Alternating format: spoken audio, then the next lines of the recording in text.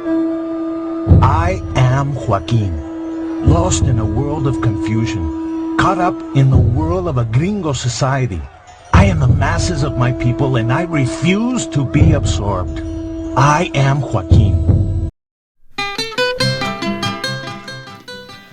During the 1960s and 70s, Rodolfo Gonzales, also known as Corky, greatly impacted the Chicano community in Colorado and throughout the United States. Recognizing the tragedy of discrimination, injustice, and brutality against Mexican Americans, he founded the Crusade for Justice. Through his activism, proud Chicanos emerged triumphantly. His contributions as a community organizer, political activist, civil rights advocate, poet, and writer helped inspire change and create a new spirit of Chicano pride, unity, and triumph. The Mexican Revolution started as the Mexican people protested the dictatorship of President Porfirio Diaz, who stayed in office for 31 years. Under his dictatorship, the economy was controlled by a few wealthy people. Poorer people had no political power, and injustice was everywhere. During this time, a new generation of young leaders wanted to participate in the political life of their country. They were denied the opportunity by the officials who were already in power and who were not about to give it up. Diaz's political and economic resources allowed him to stay in power. Diaz was challenged by Francisco Madero, a firm supporter of democracy. On November 20, 1910, Madero led an uprising. This was the beginning of the Mexican Revolution that lasted 10 years. During the Mexican Revolution, a large number of Mexicans fled to the United States to escape the violence and find jobs. As a result, Mexican migration to the United States rose sharply. The number of legal immigrants grew from around 20,000 migrants per year during the 1910s to about 50,000 to 100,000 migrants per year during the 1920s. One of the families that migrated during this time was the family of Corky Gonzales. His father migrated to Colorado early in his life while his mother was born in southern Colorado. Rodolfo Gonzales, also known as Corky, was the youngest of 8 children, born on June 18, 1928. The son of migrant sugar beet farmers, Corky lost his mother at age 2. He worked in the sugar beet farms throughout his schooling but still graduated from Denver Public Schools Manual High School in 1944 at the age of 16. After high school, he had enrolled in the University of Denver with plans to become an engineer. The financial cost soon became too high and he left college to begin what would become a very successful boxing career. He became an amateur national champion and was eventually considered one of the best featherweight champions in the world. 2 years into his boxing career, he married Geraldine Romero and they had 8 children. 6 years later, he retired from his boxing career and finished with a record of 65 wins, 9 losses, and 1 tie. During the 1950s and 60s, Gonzales owned his own bail bonds business and worked within the Denver Democratic Party. For the 1960 U.S. presidential election, Gonzales registered a vast amount of Mexican Americans to help elect John F. Kennedy in the Viva Kennedy campaign. In the response to the tragedy of racial discrimination faced by Chicanos in housing, education, jobs, and politics, Gonzales founded the Crusade for Justice in downtown Denver in the year 1966. Chicanos were not being represented in government locally, statewide, or nationally. That same year, Cesar Chavez joined Corky Gonzales in the support of the Crusade for Justice.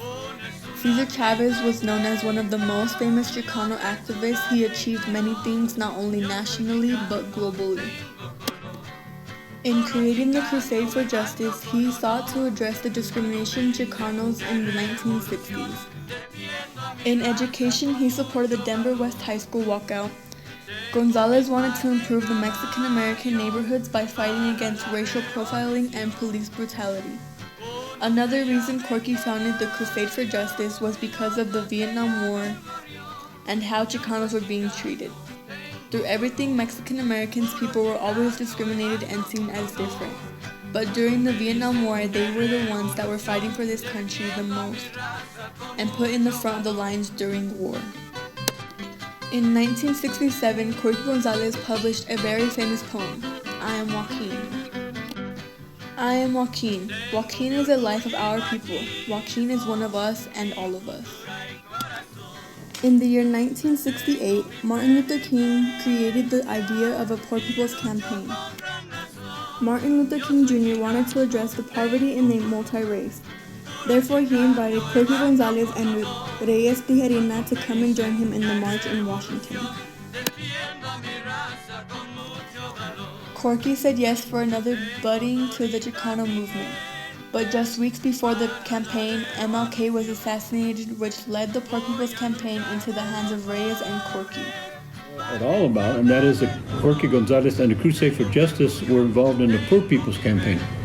We've heard about the Poor People's Campaign where Martin Luther King organized a group of poor people to go to Washington for a whole month to argue and fight for poor people's rights. Well, Corky Gonzales met with Martin Luther King before he got killed, because that Poor People's Campaign was planned. Corky went to some planning meetings in Atlanta about the Poor People's Campaign. But before the Poor People's Campaign happened, Martin Luther King was killed in 1968. But they still went on with the Poor People's Campaign. Ralph Abernathy took over as the leader. But most people don't know that Chicanos went to the Poor People's Campaign. The next year, 1969, Corky hosted the first National Chicano Youth Liberation. His goal for this was to bring young people of all sorts together and discuss community issues and politics. Also in the year 1969, a teacher had made racist comments towards a student multiple times and no one seemed to do anything about it. Corky then organized a walkout at West High School for the students to be heard. Although they did not expect there to be any type of violence, the police came with dust and tear gas and 12 people were injured during this time, including one officer. Corky Gonzales was also arrested. On March 17, 1973, the police decided to raid the Crusade for Justice in reasoning of more than just a jaywalk. The people of the Crusade for Justice supported the Wounded Knee, which caused the police to keep an eye out of Corky and his organization.